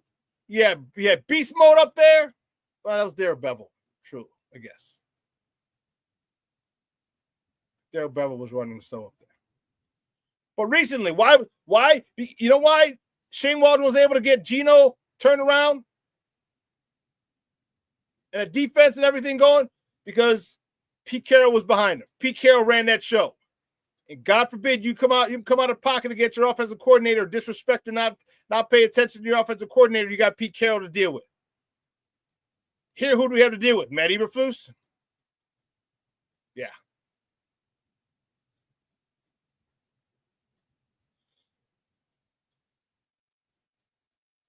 Pete Carroll? Yes. Love it. Pete Carroll. John Gruden. Mike Vrabel.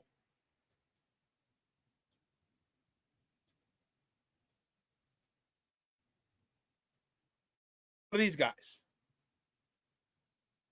Give me one of those guys.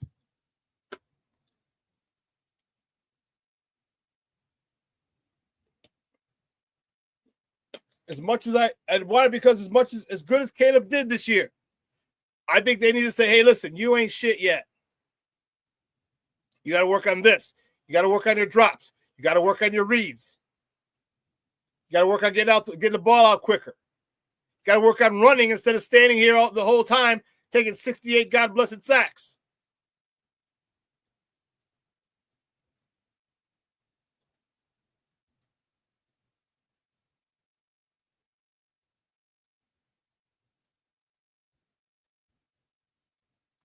Shorty says Nagy would never come back with the way the fans treated his kids. Yeah, that was pretty shitty.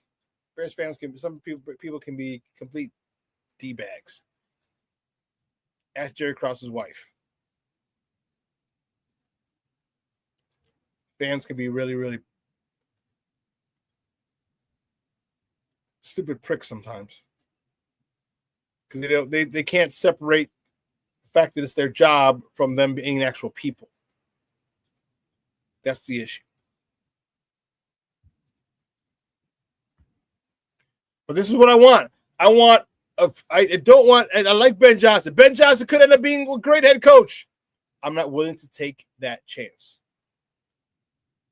I'm not.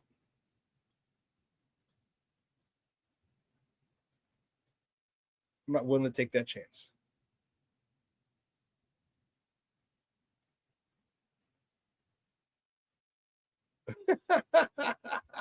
Jason's fired up already. He said, damn it, you guys are making me excited for the future already. Is it time for preseason yet? Not quite, Jason. Not quite. We got a little more time. We got the whole playoff thing we got to worry about. We got the whole combine thing we got to worry about. We got the whole draft thing we got to worry about. Got this whole OTAs and minicamp stuff we got to worry about.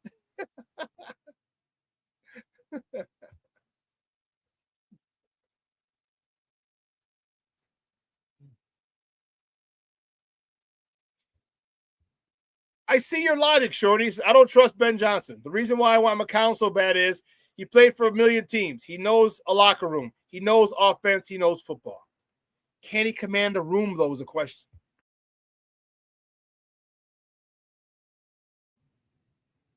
That's the biggest question. Can he command a room? You know, you got to understand, like, there's a lot involved.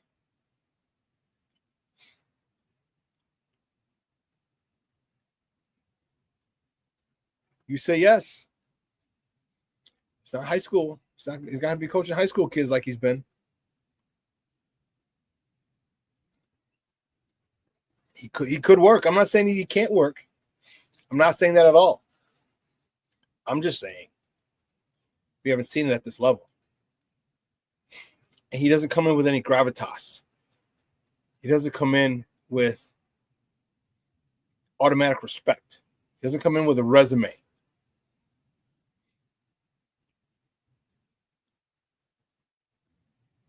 I will give you this. Josh McCown commanded a huddle. A huddle's a little different than a football team. A little different.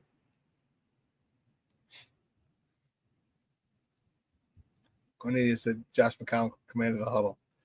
Yeah, it's a little different.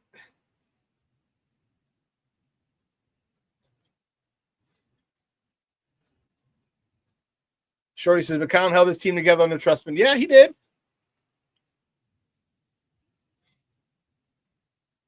He did. Jason, I couldn't agree with you more. He said, y'all know how different today feels? What a difference a win over the Packers makes. Bear down. I couldn't agree more. I could not agree more. You know, my Look at my phone before.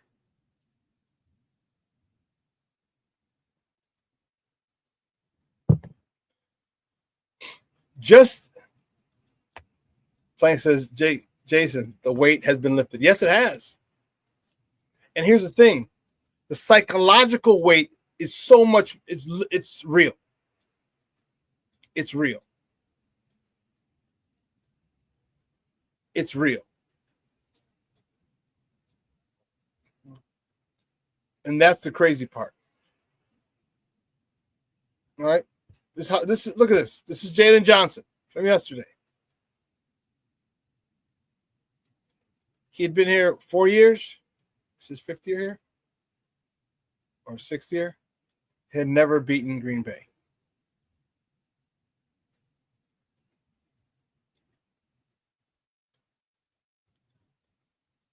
The pain of not beating Packers was real. And it becomes psychological at that point. I mean, let's be honest. How many of you thought after the DJ Moore fumble that it was over? Here we go again, right? I did. But then as the first play went on, I'm like, wait a minute, the Bears are going to have some time. And they did. And they played it perfectly.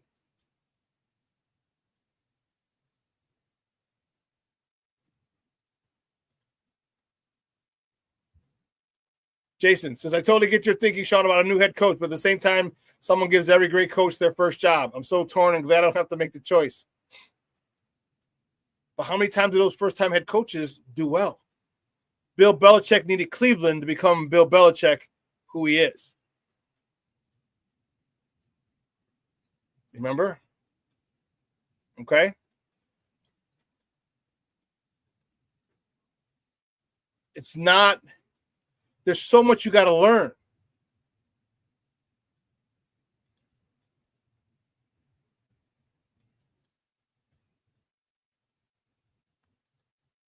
Shorty says, in no way, shape, or form did I think we were going to win that game. It was a loss all the way in my head. I still can't believe you won.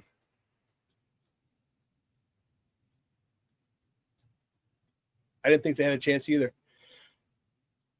I'll take that back. I didn't think they'd take advantage of the chance that they had. But they stayed close. They got up early. That's what happened. They get up early. You got up early. Green Bay kind of was like, we don't really need. The Bears are going to bear themselves. Chicago's going to Chicago themselves was what Green Bay thought. It's exactly what they thought. And with the DJ Moore fumble, they were probably right. But Caleb's shown to be a gamer. And that's the thing we pointed out before. Under pressure, when he's under a time crunch at the end of a half or at the end of a game, Caleb plays very, very well. Very well.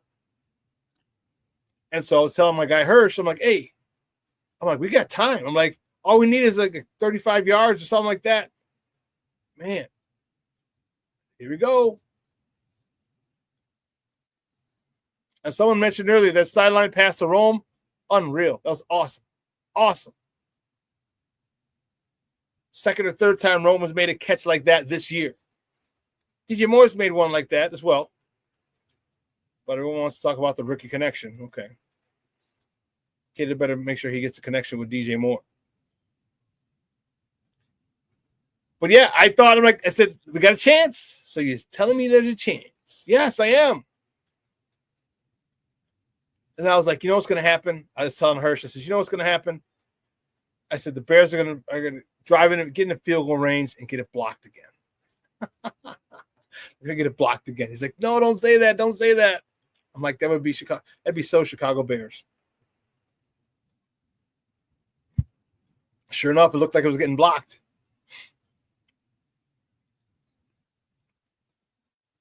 But that's what happens when you have a good quarterback.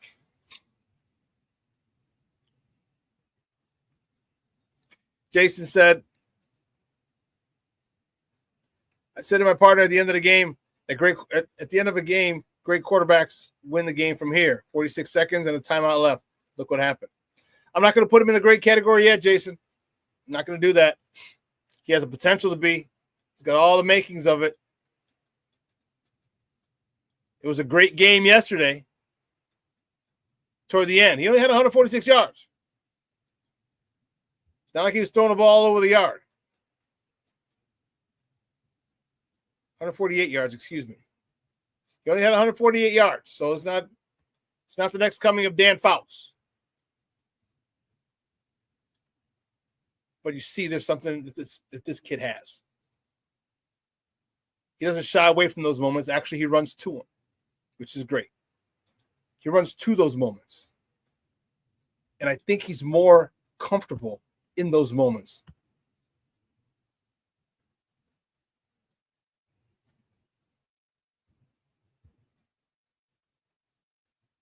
When a game is on the line, Caleb proves he's elite, Mr. Shorty says.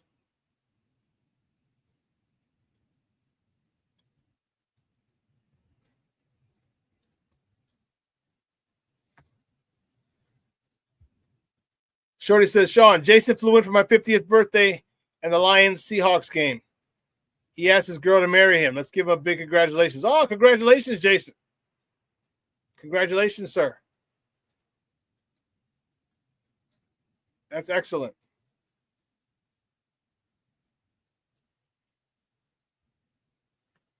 Cornelius, yes. Caleb has brought the team back a couple of times just to have Flus give it away. Yeah. Yeah. There were a couple times. Yeah.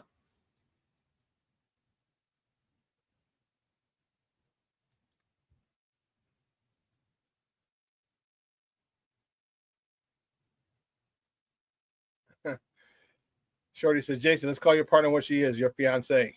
Congrats again.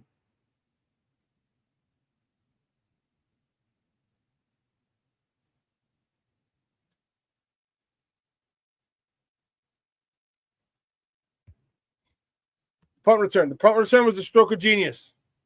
Great job. DJ Moore, he talked about it today. He said all he had to do was be a good actor. He said he was fortunate. He goes, if the ball was coming my way, he goes, it would have been a fair catch. And that's the crazy part about it. So you have to, Steve Hightower, you have to kind of figure out which way has he been punting? Which way is he going to punt? All right, and then you had DJ Moore back there who had never been back there for the Bears.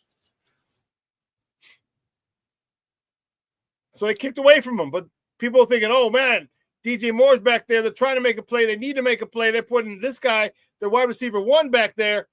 Watch out. So all of a sudden, he fakes like he's getting the ball. He looks up, tries to track it. Everybody goes. He said out of the corner of his eye, he saw Josh Blackwell catch it right around the 5 and go up. I think he had eluded one person in that whole run.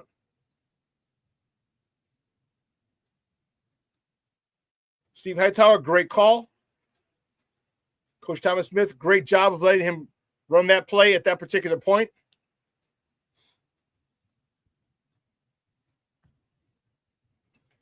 It really, what it did is it made us exhale as Bear fans. We're like, oh,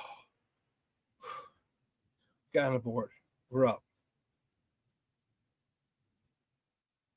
It got us there. It got us to exhale.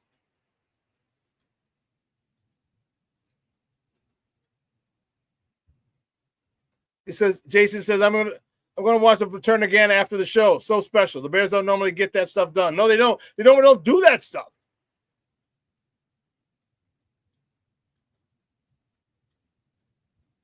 Oh, yeah. Happy birthday, Shorty. 50, big 5-0. Welcome to the 50 club. 50-50. Yes. Welcome to the. And your present is knowing that you have more days behind you than you do in front of you. Happy birthday. Happy birthday.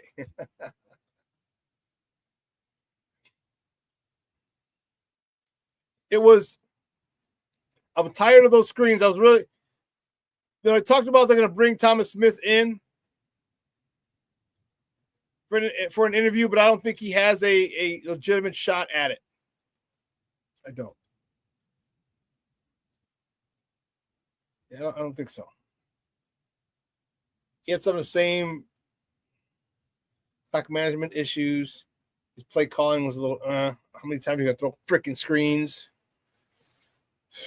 How many times? Yeah. So I don't think Thomas Brown gets a real shot. He's gonna get a token interview. I do think he has the chops, what it takes to become a head coach, but that's gonna take him a few more years, 4 or 6 years, maybe longer.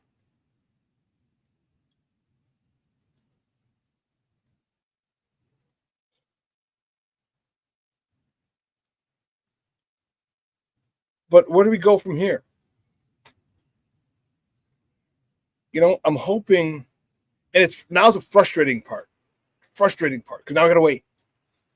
You know, I was annoyed if the Bears didn't go talk to Vrabel already. I'm annoyed he didn't talk to Pete Carroll already. There are plenty of people you could have talked to about this gig, about being the head coach of the Chicago Bears. You haven't reached out yet. Or you haven't had interviews yet.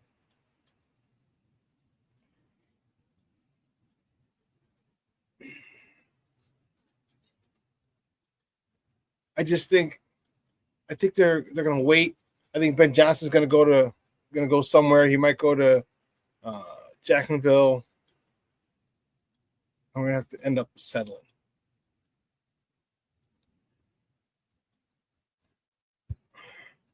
Again, Brian Flores. And I wouldn't mind Brian Flores. I just hope he's learned from the way he talks to the quarterbacks. Players nowadays, you have to handle them with kid gloves. They can't deal with the type of in-your-face, bold attitude that a lot of Generation Xers have. You just can't deal with it.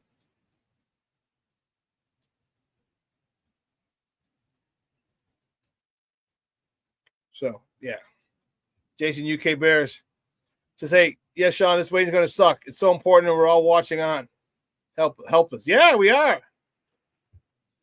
Helpless that's a key word. Helpless. Can't do anything. So fill your content. Like this is what we got to look for the Senior Bowl down in Mobile. All right, then we start looking at the draft combine. Next thing you know, the draft tier. Then for mini camp. Remember, you have your OTAs first. Yeah.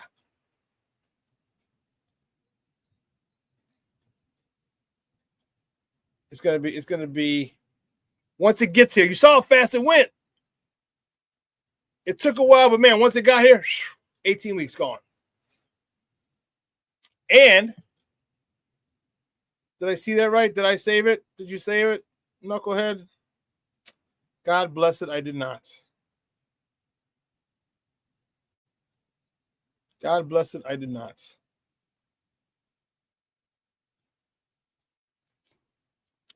Schedule, well, the teams that they play came out. Let's see. I could do this. Stop it.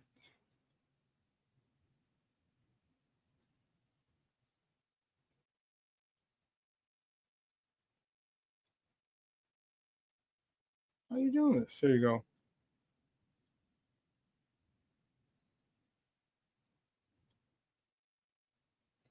I'm trying to see.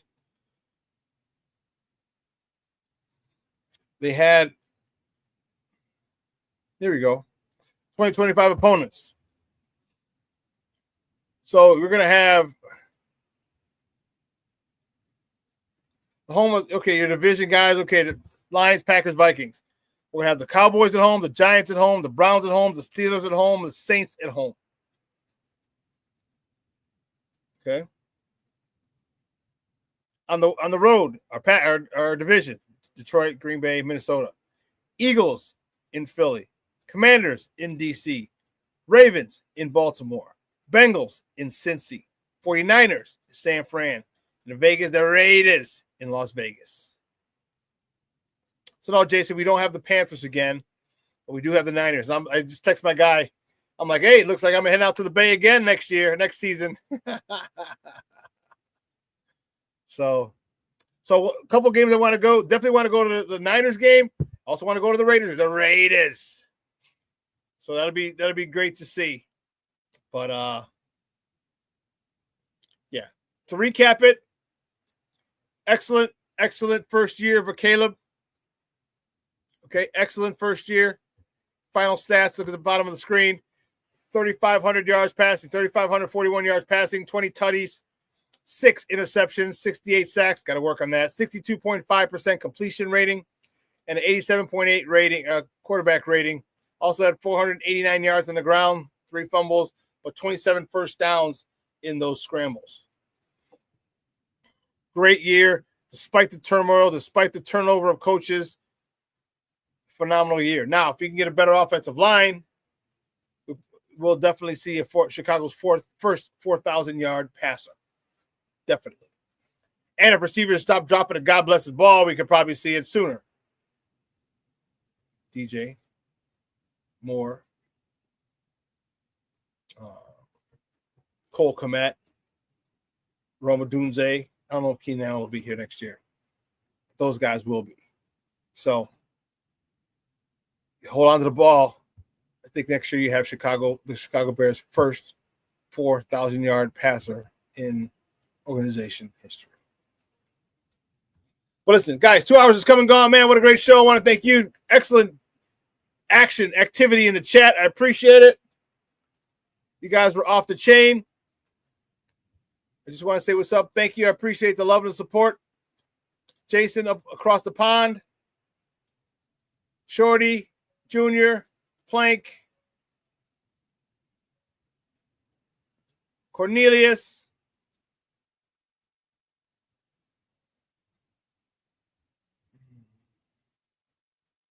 Shorty, Plank.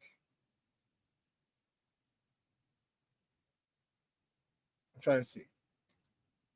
Anyway, great stuff, guys. If I missed you, my apologies. Just trying to scroll back up to see who I missed. Shawn, Black Diamond, King Book of World. Guys, thank you for the support. I appreciate it. Made this shit excellent. Made it crazy. All right, guys. Guys, have a phenomenal day. It's cold out here in the Chi. It's 28, 30, almost 30 degrees. Guys, we'll see you on Wednesday. You have a great day. Again, if you're in the Chicagoland area, be warm. Dress warm. Layer. Okay?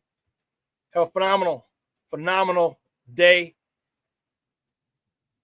Okay, don't ever have a bad day. Have a bad moment, a bad hour, a bad couple hours. But don't let your day be bad. All right, the fact that you're still alive makes it a great day. All right, so from everyone here at Sports Zone Chicago, I'm your boy, the SuperBack, Shawn Sierra. Guys, have a phenomenal day. I will see you on Wednesday. Your boy is out.